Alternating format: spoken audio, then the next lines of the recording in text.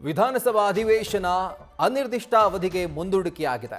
27ನೇ ತಾರೀಕು ವಿಧಾನಸಭಾ ಕಲಾಪ ಅಂತ್ಯವಾಗಬೇಕಾಗಿತ್ತು. ಆದರೆ 2 ದಿನಗಳ ಮುಂಚಿತವಾಗಿ 24ನೇ ತಾರೀಕು ಸದನ ಮೊಟಕುಗೊಂಡಿದೆ. ಅನಿರ್ದಿಷ್ಟ ಅವಧಿಗೆ ಗದ್ದಲದ ಕಾರಣಕ್ಕೆ ಅನಿರ್ದಿಷ್ಟ ಅವಧಿಗೆ ಸದನವನ್ನ ಮುಂದೂಡಿಕೆ ಮಾಡಲಾಗಿದೆ. ವಿಧಾನಸಭೆಯ ಕಲಾಪವನ್ನ ಸಚಿವ ನಾಗೇಂದ್ರ ವಿರುದ್ಧ ಈಗ ದೂರು ಸಲ್ಲಿಸೋಕೆ ಬಿಜೆಪಿ ನಿಯೋಗ ಮುಂದಾಗಿದೆ.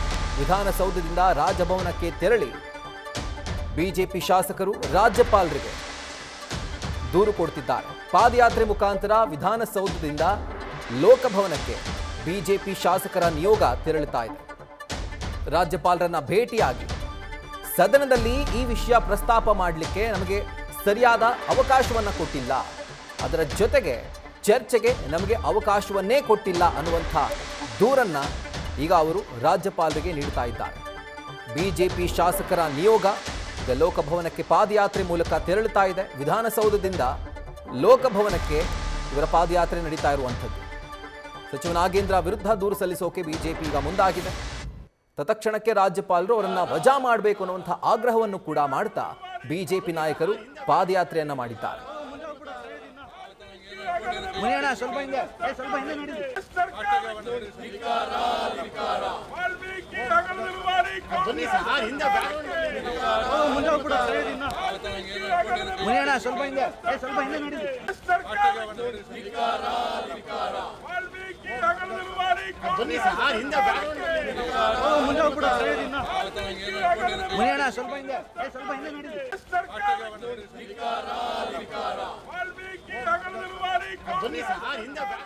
ಈ ಎಂಟೈರ್ ಕಲಾಪ ನಾಗೇಂದ್ರ ಅವರ ರಾಜೀನಾಮೆಯನ್ನ ಪಡೆಯೋದ್ರಲ್ಲೇ ಮುಗಿದು ಹೋಗ್ಬಿಟ್ಟಿದೆ.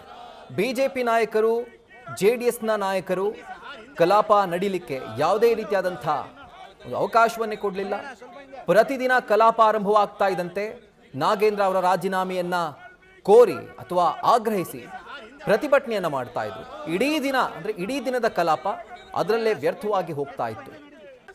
ಯಾವುದೇ ವಿಷಯಗಳು ಚರ್ಚೆ ಆಗದಿರೋ ರೀತಿಯಲ್ಲಿ ವಿಧಾನಸಭೆಯ ಕಲಾಪ ಅನಿರ್ದಿಷ್ಟ ಅವಧಿಗೆ ಮುಂದೂಡಿಕೆಯಾಗಿದೆ.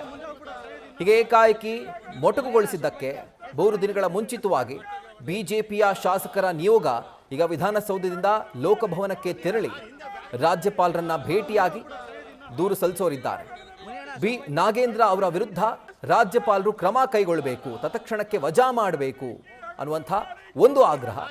ಇನ್ನೊಂದು ಕಡೆ ನಮಗೆ ಸದನದಲ್ಲಿ ಯಾವುದೇ ರೀತಿಯಾದಂಥ ಅವಕಾಶವನ್ನ ಚರ್ಚೆ ಮಾಡಲಿಕ್ಕೆ ಕೊಟ್ಟಿಲ್ಲ. ವಾಲ್ಮೀಕಿ ಹಗರಣದ ಕುರಿತಾಗಿ ನಾಗೇಂದ್ರ ಅವರ ರಾಜೀನಾಮೆಗೆ ಸಂಬಂಧಪಟ್ಟಂತೆ ಅಂತ ಹೇಳಿ ಈ ದೂರನ್ನ ಅವರು ರಾಜ್ಯಪಾಲರಿಗೆ ನೀಡಲಿದ್ದಾರೆ. ವಿಧಾನಸೌಧದಿಂದ ಲೋಕಭವನಕ್ಕೆ ಈಗ ಬಿಜೆಪಿ ಶಾಸಕರ ನಿಯೋಗದ ಪಾದಯಾತ್ರೆ ನಡೀತಾ ಇದೆ.